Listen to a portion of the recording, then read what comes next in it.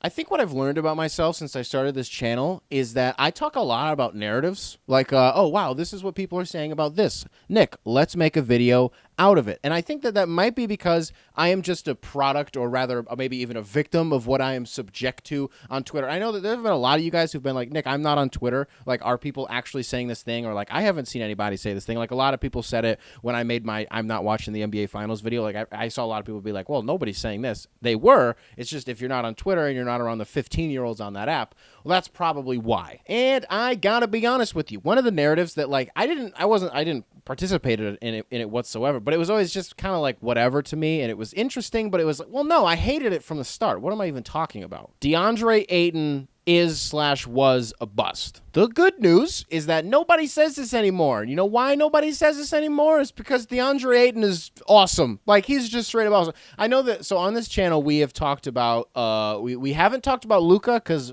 what do you need me to say about him that you haven't heard 1,000 times? We talked about Trae Young and how he's not a villain. We talked about Marvin Bagley and how he's, well, not Luka. And we didn't talk about DeAndre Ayton, right? Like the top picks from this class and what was, you know, historically just, man, what a class that was. We haven't talked about DeAndre Ayton yet, and I feel like people don't enough. I remember when DeAndre Ayton was drafted, I believe it was on draft night that I tweeted, DeAndre Ayton, revive the 5. This was because I full-heartedly believed that like DeAndre Ayton was going to make centers awesome again. Like, even though he's not like this traditional, I say traditional, the what is now considered like the standard for centers, where you're picking and popping and you're doing all this stuff and you can score from 3 levels and defend, you know, 4 or 5 positions. Like, that's how we view centers now, and it's like if you can't do those things, then like you're probably not going to be playing big minutes or have like a super important role on a championship team, whatever. I was like, DeAndre Ayton is so physical and so gifted on both ends of the floor. I was like, the 5 is back. Has that tracked? I don't know that it's like really as true as I thought it was going to be, but nonetheless, like, DeAndre Ayton is the 3rd best player on what could potentially be a championship team. And by the way, the 2 guys that are in front of him, one of them is the top 3 point guard of all time. And then the other one's Devin Booker, who's like one of the most gifted scorers that we've had in the last decade. So DeAndre Ayton being 3rd, that's not a bad thing whatsoever. Having 2 elite pick and roll handlers alongside you to catch you in space no matter where you are on the floor, to throw lobs from, like, they're not on that like Zion Lonzo connection where Lonzo will throw a 75-foot lob. But they can throw it anywhere and he's going to get it. I forgot. I'm already off track. The narrative thing. So the narrative thing was like, okay, well, Phoenix probably should have gone with Luka, even though DeAndre Ayton is pretty good. It's like when they were in the bubble last year. I remember some people, even when they were 8-0, there's a pun in there. I'm sure that's already been made before. Even when they were 8-0, I remember, like, even through that, people were like, but you see what Luka did to the Clippers? Like, what if they had that? Imagine if they had that. And then it finally subsided after they had Chris Paul. And again, you have those 2 ball handlers to go alongside this rim runner. Is that what we're calling DeAndre Ayton? I don't know what label you guys are throwing on him these days. We were like, oh, okay, here's DeAndre Ayton maximized. Which, by the way, he was good. Even before Chris Paul, he was good. It was just because it was Phoenix and they were winning 30 games that people didn't care. He was still very good. So what I'm trying to get at here is it makes me sincerely happy whenever a player can sort of shake a narrative that is maybe minimizing who they are as a player, or more importantly, a person, because I think that that's part of a larger I swear to God, if I say that's part of a larger conversation one more time in one of these videos, it's part of a larger conversation that we should probably have about the necessity to humanize players a little bit more. Like, I haven't had a conversation with many NBA players, but I've had enough interactions with them. Like, every single time, you know what my takeaway is?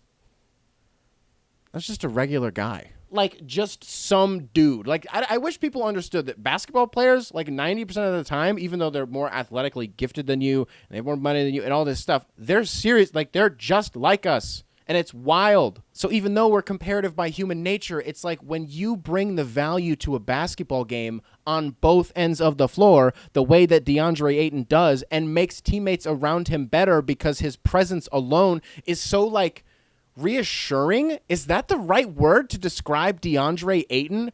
reassuring. It just makes me happy that he's like, nobody's talking about the draft anymore. Like Phoenix was like, okay, that was the pick. It was like chess, not checkers. You know what I mean? Like it was just in longevity. You know what I got to say? I've been making the same point about Ayton for like 2 years now that I still can't figure out how to like fully form it and like really articulate it. So I'm just going to try it again and see where it goes.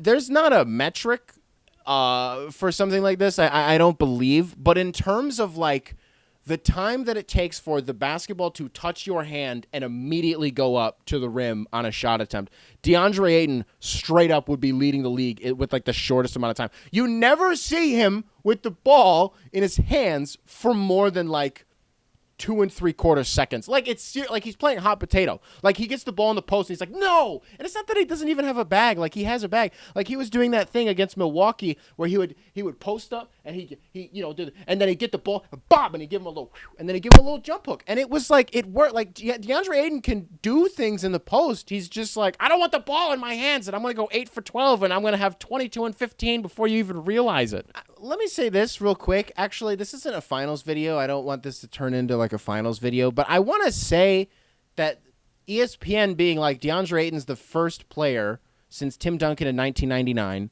to record 15 points and 15 rebounds in their first career NBA Finals game. Giannis had recorded it before DeAndre Ayton, and they were just like, but wow, DeAndre Ayton. You know what I did mention? I mentioned this in, I don't remember how many videos ago it was, but I was like, DeAndre Ayton has done a really, really good job in the playoffs of dictating what bigs can and cannot play in the playoffs. Like he did a really, really strong job with Jokic. Jokic is going to get his. You just have to try to minimize the nonsense that he's going to try to pull off, right? Like Jokic is going to try to throw a bunch of bullshit on you, and for the most part, it's going to work. But if you can minimize it, then you've done your job. You know what I'm saying? He did it against Zubats too. And in game 1 of the finals, again, not a finals video, but that so far is kind of true a little bit, because even though it wasn't directly Brook Lopez and Bobby Portis matching up with him, they were blitzing Chris Paul, which then leaves Ayton open on a roll. And that's not to say that he was always open, around the rim. He did finish 8 of 10, but these weren't on like super wide open looks. It's just because smaller guys kept getting switched on to him and putting Milwaukee in a really suboptimal situation. So because of that, I don't know what's the transitive property here? He's quick, man. And he's so long. The length with which he plays is so terrifying, because do you know how hard it is for any defender to commit a ball denial with DeAndre Ayton? Like, it's not going to happen. If he's going to post you up, he's probably just going to post you up. Now, I will say this. If Giannis is going to be playing 5, again, not a finals video, but if Giannis is going to be playing 5 in this series, we're going to need to talk. But you want to talk about, like, the way that LaMelo Ball and Miles Bridges were just perfect for each other. Like, they would still be in the league even without each other. Like, they would have fared just fine. But, like, it was such a match made in heaven. LaMelo Ball and Miles Bridges, they were so good for each other's development. I would say the same thing about DeAndre Ayton with Devin Booker, but especially Chris Paul. Having those elite ball handlers and subsequent scores to then draw attention away from you and create easier looks for you. I just can't imagine DeAndre Ayton being in a better situation right now. And he's such an anchor for them gosh, I love him. I remember I proposed I wonder if Damian Lillard stays in Portland. I wonder if, a few years down the line, Chris Paul is retired and the Phoenix wants to throw the kitchen sink at somebody to try to do another Chris Paul type trade. By this time, Ayton's been paid, Bridges has been paid, and I wonder if there's some weird package that they can throw together there. And I remember saying that, and like as I was editing the video, I was like, I don't like that I said that, but I was like, I'll keep it in. I want Ayton in Phoenix with Booker. I don't know if it's a dynasty, but it's like, Phoenix, I'm so happy for you guys. I'm rooting for Milwaukee, but you guys are doing so good. I'm so happy for you guys.